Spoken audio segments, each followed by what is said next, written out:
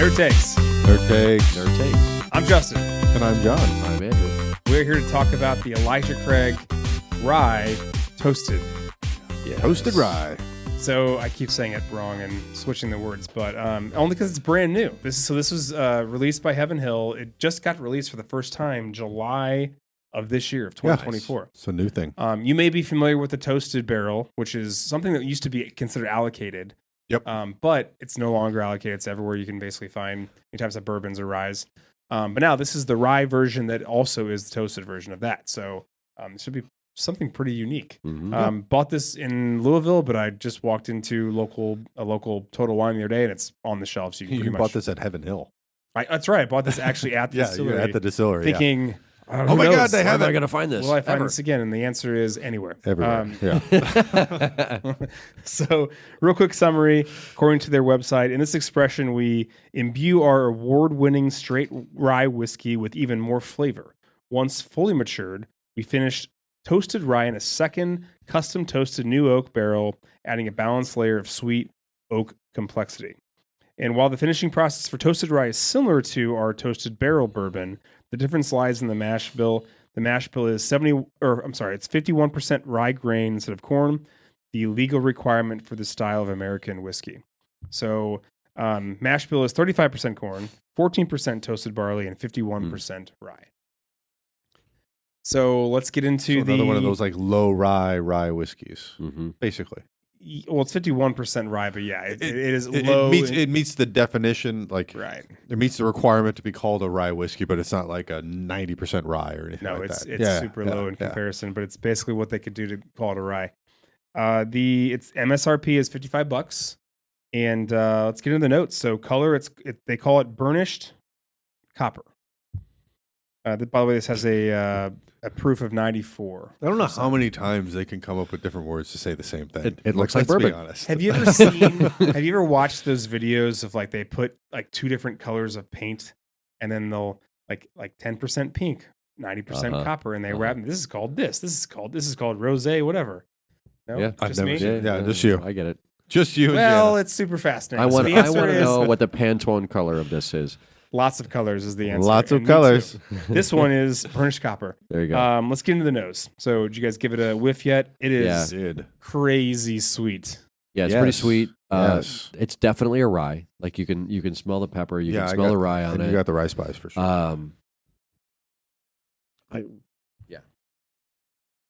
I mean, I read the answers, but I will say one thing I was going to already say, which is it's creme brulee. That's Yes. what this tastes Yes. There you go. like. That's all Totally. it is. Yes. This is a dessert drink for sure. Before I even tasted it, it smells amazing. According to does anybody else want to add any more notes out there? No. Creme brulee, that's it. They also say toasted oak, almonds, and hazelnuts, which again, that's all kind of pretty much spot on. What about palate? Yeah, the almonds I can see on that one. Yeah. Like a little bit of the nuttiness. I mean, palate, you get it's hard. For only being 51% rye, that rye spice is pronounced. You definitely get the pepper. Yeah. Like it's a rye, no Yeah. doubt. Especially like in the back of the throat. Yeah. That's where it's like which is impressive because you would think that this was like a rye with like a mash bill of like 80-20 or 90-10, but for only being 51%, like that rye spice is really prevalent. It's really nice. Any other tasting notes? Yeah, it dries out. There's an astringency, I think, similar to some of the other ones we've tasted today, but not in a way that sort of sucks the moisture out of your mouth at all. It's just dry. Yeah, no, it's definitely not. It's not overly dry. Yeah. Sywell, you look lost in thought. I'm probably way off kilter, but I felt better after you said creme brulee. I make a dessert known as a vanilla pasta creme, and this reminds me of that. Like that's what I'm getting, of a high sweet, very like I get a vanilla, and a lot of pepper. Like I definitely get the rye spice.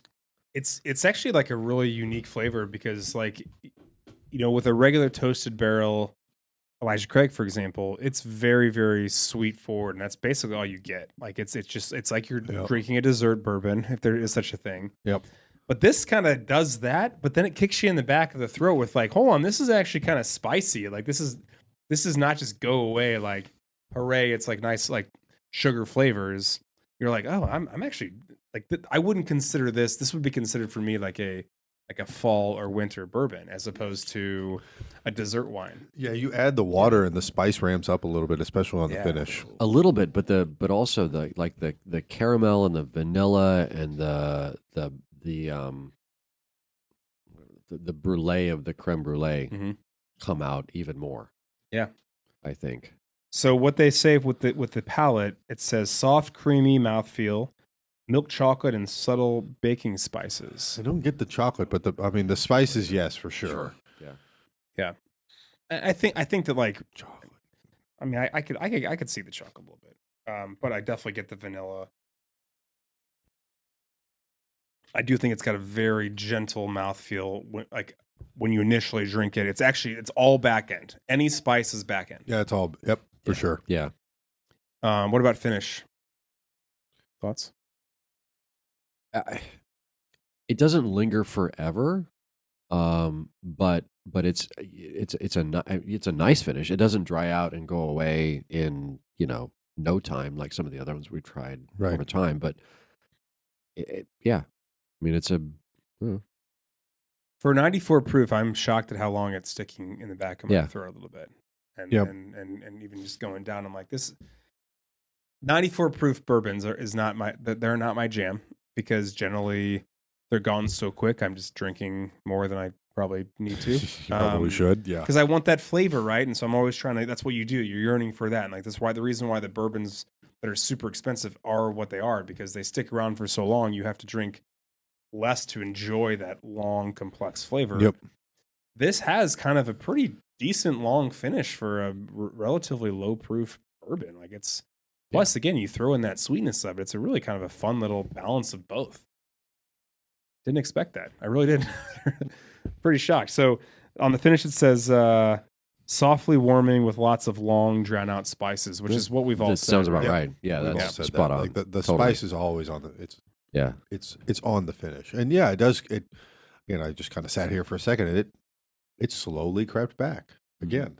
It just lingers on, I Which think, is on the odd, back yeah. of your throat. Yep.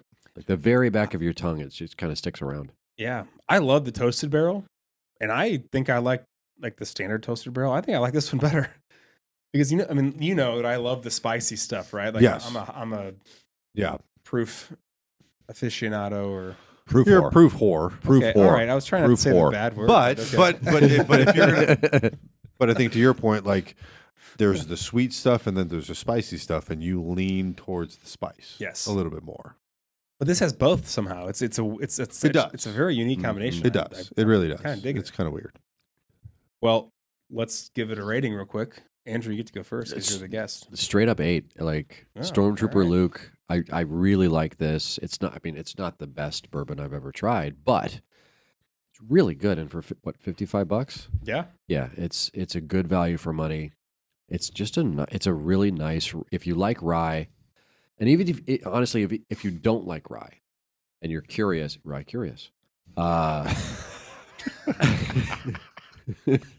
Yeah. it's a good entry level. Continue. It's a good entry level. That's a good rye. point.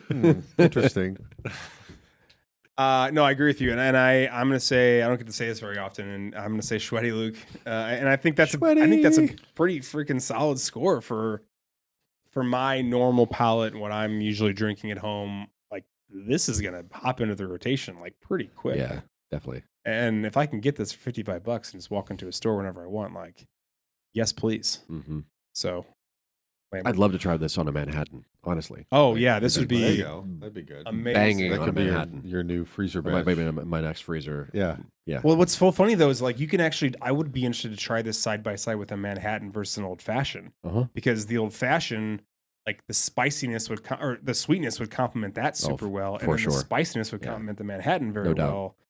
Yeah. I don't know which one would win. That'd be Yeah. too really versatile. fascinating, Solid. right? Yeah, Yeah. It's too versatile. too versatile. Too versatile.